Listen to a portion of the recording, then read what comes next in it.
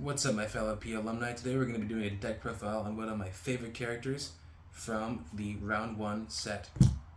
Tora Doragon. He's human, he's a hero. Let's do this thing. As you can see, special ability, once per turn you may either add 1 dragon or tiger token to him.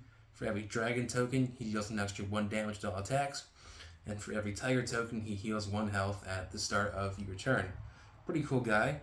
And of course we have him fighting at his signature stage, Byakko Arch, which allows him to convert all of his tokens to either dragon or tiger tokens. Pretty devastating combo if you ask me.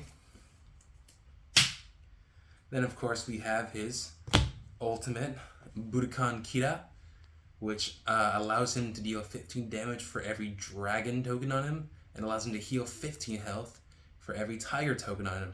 And I gotta say, I personally love the introduction of the power gauge now, because before, anytime I tried to play Burkhan, I would end up shuffling my attack deck back into my deck the turn before I was able to pull this off. So this screwed me over on at least 2 different occasions. So now it's good to see that that's all done and over with. Now, back to the deck profile.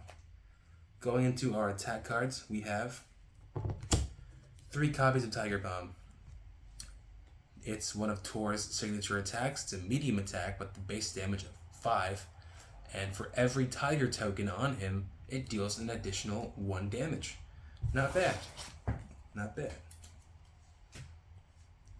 Then we have one of the coolest arts in the whole game with 3 copies of Heroic Beatdown. It is a basic attack, surprisingly enough, not a signature attack. It's a light attack with a base damage of 3. If you have at least 4 cards in your hand, you get to pop one of your opponent's utilities. Very good card. Then we have my favorite counterattack, Sharp Elbow with its updated card art. Just a base damage of 8, medium attack. Man, I love how dynamic the background is. Before it used to be just like this, bland blue background. But now it's actually got like all this cool line art. It's got, this extra pow. It pops up a lot better. Pretty cool. Pretty cool.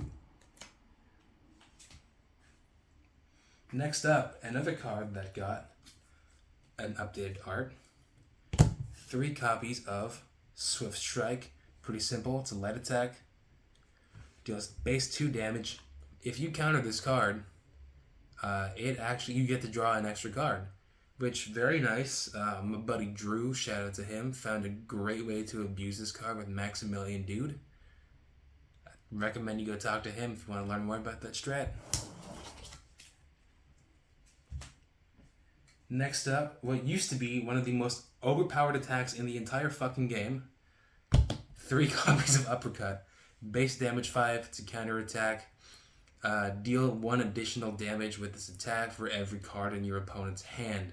It used to be that this was deal an extra 2 damage for every card in your opponent's hand, and this is back during the days when you can counter literally any action you fucking wanted to.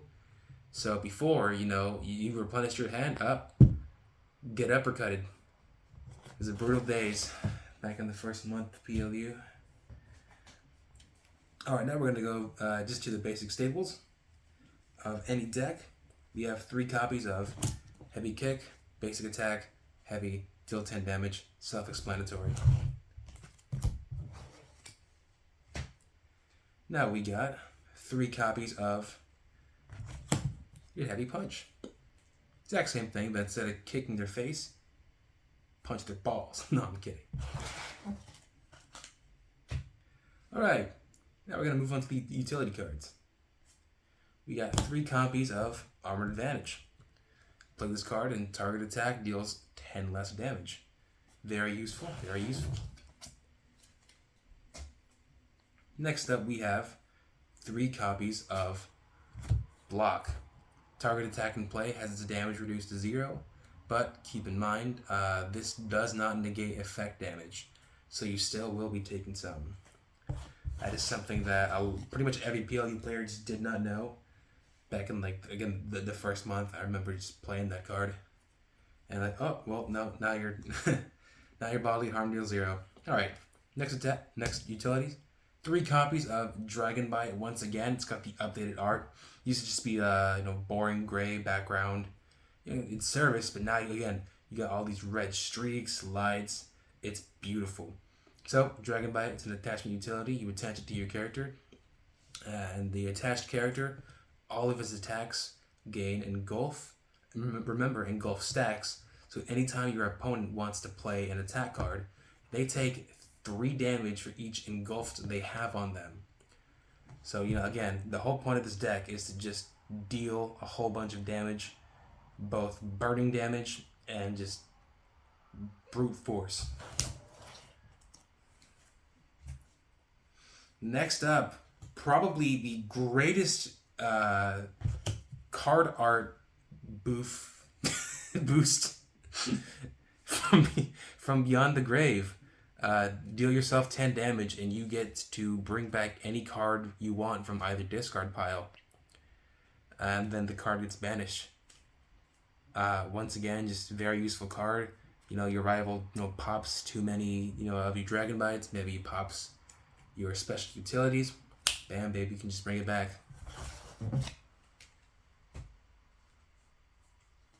Next up, medium boost, or as I said earlier, boof. Target attack and play has its damage double. Very nice. Once again, you have an incredible card art. The background just pops so much better now. Good job, Nate. So good card to be playing this with in this specific deck would be like your tiger palms, your sharp elbows. That would be buffed up to 16 damage. Very awesome. I'm very glad that it hasn't been limited, unlike a certain heavy boost. Next up is one of Tora's signature utilities, Raging Dragon Fist. You get to deal 1 damage directly to your opponent for each dragon token you have on Tora. So again, just keep on stacking up all those dragon tokens and you can just burn the shit out of your opponent. Very nice. Next up is 2 copies of Token Card. So there's actually a really good combo you can bust out with this in the game. I think it was Ruri who pointed this out actually. But so what Token Card does is you attach it to the stage, and when you do, you get rid of all tokens on the field, and then after that, for every 7 damage that is dealt, each player gains a token or a shot counter. And so, you're thinking, why would I do that? Why would I purposely want to take away Tora's dragon tokens or his tiger tokens? Well, remember Byakko Arch. So you play your token card and you build up, say, 5 shot counters. And on top of that, you have all of your dragon tokens as well. Now you can activate Byakko Arch, and all of a sudden, all of these shop counters become dragon counters. So again, that is a very awesome combo you can do. Again, I think it was my buddy Ruri who first pointed out that combo. So honestly, good on you, man. Couldn't have made this deck without you, bro. And the final card in my deck, the updated Traumatic Event. I have like 3 copies of this card, but it's limited now, so I can only have 1 copy in my deck. So this card, was very not well worded in the original form. I still don't think it's 100% clear enough, but it's a lot better worded. So what this card does is when you play it, your rival can only deal up to a maximum of 4 damage with each attack they play until the end of their turn. This card says all attacks your rival plays now only deal up to a maximum of 4 damage until your next cleanup phase. Again, that's not the best wording, because I used to think that, okay, well, I play this card during my turn, and then once my cleanup phase, comes and goes, then it leaves effect. That is not true. It lasts their turn as well.